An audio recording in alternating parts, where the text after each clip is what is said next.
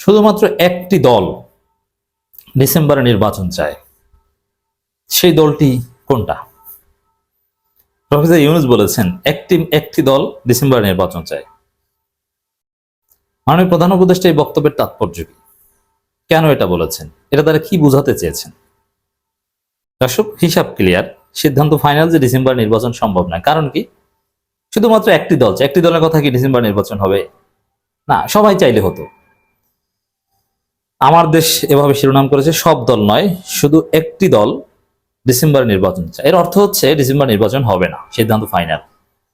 সবাই চাইলে হতো, একটি দলের চাওয়ার উপর ভিত্তি করে দেশ চলতে পারে না। সরকার যে কতটা হার্ড লাইনে, এই প্রধান উপদেষ্টা এই লাইনের মাধ্যমে ক্লিয়ার। শুধু একটি দল ডিসেম্বর নির্বাচন চায়, মানে ডিসেম্বর নির্বাচন হবে না। নির্বাচন হবে সংস্কারের পর, বিচারের পর, দৃশ্যমান বিচারের পর। মিনিমাম একটা রায় কার্যকর হতে হবে। আমি সহজ সরল অর্থ যে আওয়ামী লীগের একজনের ফাঁসি হতে হবে, হাসিনার ফাঁসির রায় হবে, আর যারা জেলে আছে যেমন আনিসুল হকের সম্ভবত একজনের ফাঁসি কার্যকর হতে হবে, তারপরে নির্বাচন, বাকিটা চলতে থাকবে। মিনিমাম একজনের ফাঁসি কার্যকর ছাড়া কোনো নির্বাচন বাংলাদেশে হতে দেওয়া হবে না। এটা হচ্ছে একদম ক্লিয়ার ব্যাখ্যা। সব দল নয়, শুধু একটি দল ডিসেম্বর নির্বাচন চায়, এর অর্থ হচ্ছে ডিসেম্বর নির্বাচন হচ্ছে না। তাই বিএনপি এখন চা খেয়ে ঘুমান, প্রস্রাব করে ঘুমান দদু সাহেব।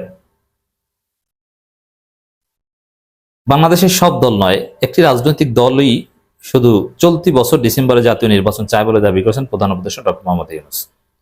এর বিপরীতে বিএনপি যুগান্তরের একটা স্ক্রিনশট দিচ্ছে আমাদের কাছে, যে প্রধান উপদেষ্টা বলেন শুধুমাত্র একটি দল ডিসেম্বর নির্বাচন চায়, আর যুগান্তর রিপোর্ট করেছে যে 52টি দল ডিসেম্বর নির্বাচন বিষয়ে একমত।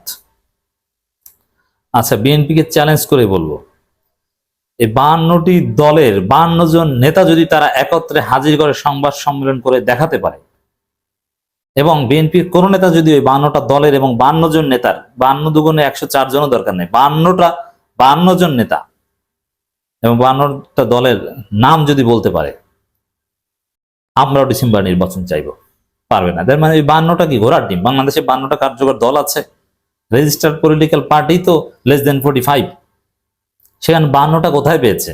আর সেখানে আমরা স্পষ্ট দেখছি জামাত চায় না, চরমনাই চায় না, বড় কোনো দলে ডিসেম্বর নির্বাচন চায় না, এনসিপি চায় না। তাহলে কারা? আর বাকি থেকে জামাত, চরমনাই, এনসিপি বাদ দিলে আর কোন দল থাকে বাংলাদেশে? তারা ডিসেম্বর নির্বাচন চায় না, তারা সংস্কারের পর, বিচার পর নির্বাচন চায়। তাহলে এই যে 52টি দল, 52টা ঘোড়ার ডিম, ওবায়দুল কাদের বলতেন না যে 52 দল নাকি যুগপৎ আন্দোলন করে, যে 52টা ঘোড়ার ডিম। তো ওইটা বলবো যে 52 দলে ডিসেম্বরে নির্বাচন চায়, মানে 52টা ঘোড়ার ডিমে জাতীয় নির্বাচন চায়। কেউ চায় না, বিএনপি বাদে কেউ চায় না, বিএনপির মিত্ররাও চায় না, যুগপৎ মিত্ররাও চায় না। যেমন মাহমুদুর রহমান মান্নাও চান না। মাহমুদুর রহমান মান্না স্পষ্ট করে বলেছেন, জোনায়েদ সাকিরাও চান না। মাহমুদুর রহমান মান্না স্পষ্ট করে বলেছেন যে সুষ্ঠু নির্বাচন হতে যত সময় লাগে লাগুক, আমরা সুষ্ঠু নির্বাচন চাই, কোনো কারচুপি নির্বাচন চাই না। এর মানে ডিসেম্বরের নির্বাচন বিএনপির বিশ্বস্ত বা সবচেয়ে প্রিয় মিত্ররাও চায় না, সিট পার্টিরাও চায় না। এই কথা প্রধান উপদেষ্টা কখন বলেছেন? যখন তারেক রহমান বলেছেন যে ডিসেম্বরে নির্বাচন হবে, ডিসেম্বরে হতে হবে। যখন দুদু বলেছেন যে তারা তফসিল ঘোষণা করবে, তারা নিজেরাই তারিখ ঘোষণা করে দিবে।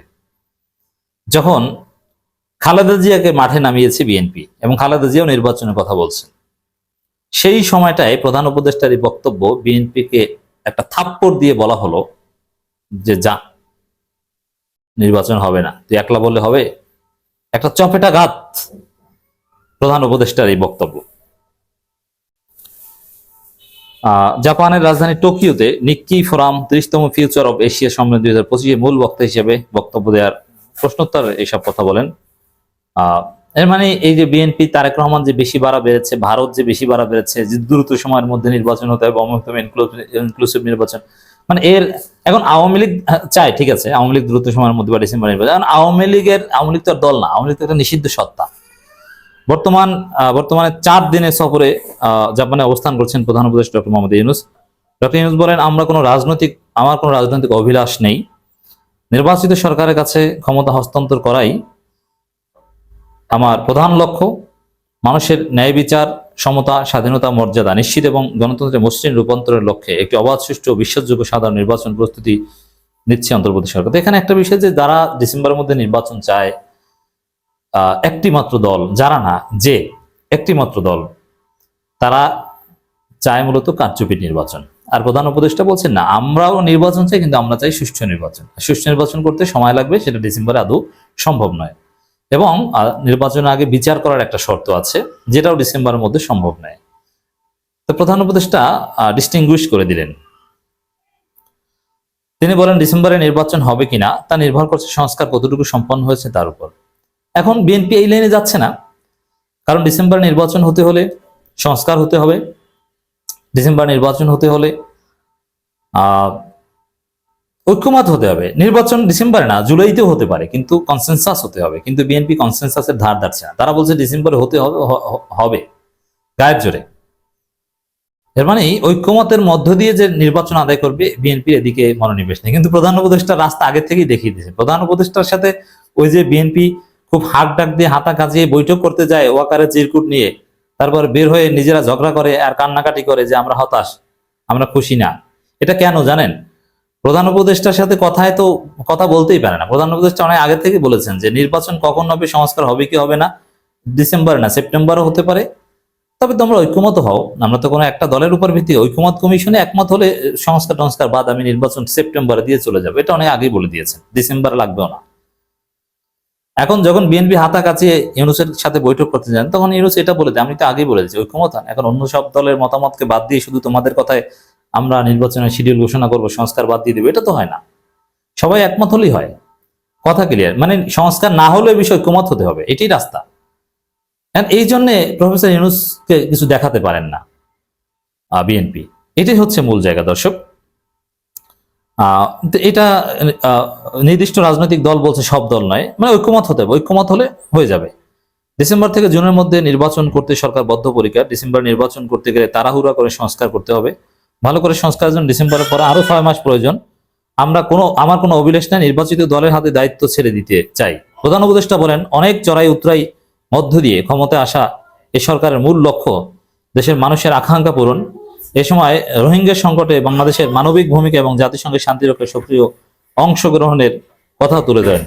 এছাড়া আরো নানান সরকারের পক্ষ থেকে বিভিন্নভাবে যে বার্তা দেওয়া হচ্ছে বা যা বলা হচ্ছে, কথা স্পষ্ট যে বিএনপি যতই বাড়াবাড়ি করুক, বিএনপি অনেক বেড়েছে। তারেক রহমান মানে তারেক রহমানের যে চেহারা, বিএনপি অন্যান্য নেতাদের যে চেহারা, মানে আওয়ামী লীগ আমলেও এরকম রাগ দেখাতে সাহস পায়নি। আওয়ামী লীগ আমলেও শেখ মুজিবের নাম নিতে অনেক সম্মান করতে হতো তারেক রহমানকে বা বিএনপি নেতাদের। কিন্তু এখন মির্জা আব্বাসদের যে চেহারা, স্টার্লিং মানে দেশ বিক্রি করে দিয়েছে, অতএব দ্রুত নির্বাচন চাই। এই হচ্ছে বিএনপির অবস্থা। কিন্তু সরকারের পক্ষ থেকে জবাব স্পষ্ট যে না ভাই, এটা আপনারা শুধু চান, অন্য কেউ চায় না, এটা সম্ভব নয়। আপনারা যতই চিল্লাচিল্লি করেন, ইটস নট পসিবল।